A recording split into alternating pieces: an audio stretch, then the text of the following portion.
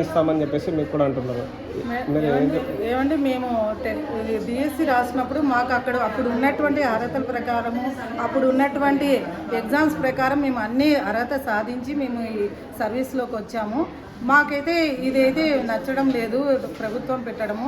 మిగతా డిపార్ట్మెంట్స్ని ఒక విధంగా మమ్మల్ని ఒక విధంగా ట్రీట్ చేయడము ఇది బాగలేదు. మేము ఆల్రెడీ ట్రైన్డ్ అన్ని అర్హతలు సాధించే అప్పుడున్న జీవో ప్రకారం మేము సెలెక్ట్ అయిన వాళ్ళము. ఇప్పుడు కొత్తగా తీసుకొస్తే రేపొద్దున ఇంకా కొత్తగా ఇంకా కొన్ని రూల్స్ తీసుకొస్తే అది సమంజసం కాదు. మమ్మల్ని ఈ విధంగా వేధించడం ప్రభుత్వానికి తగినది కాదండి. దయచేసి మేము అప్పుడు 2 years అప్రెంటిస్ కూడా చేసాము ఆల్రెడీ. అన్ని విధాలుగా మేము అర్హత సాధించాము.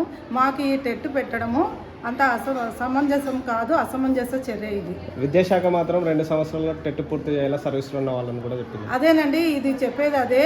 ఇది పద్ధతి కాదు. మేము ఆల్రెడీ అప్పుడు 2 years మేము అప్రెంటిస్ చేశాము కనుక మాకు ఇది వర్తించదు అని మేము చెప్తున్నామండి. ప్రభుత్వం కూడా దీని గురించి ఆలోచించి అప్పుడు చేసినటువంటి మేము అప్రెంటిస్ విధానాన్ని కూడా వాళ్ళు దృష్టిలో ఉంచుకొని మాకు ఈ టెట్ నుంచి బయటపడవలసిందిగా కోరుతున్నామండి. మీ పేరు మేడం? శాంతకుమారి అండి, స్కూల్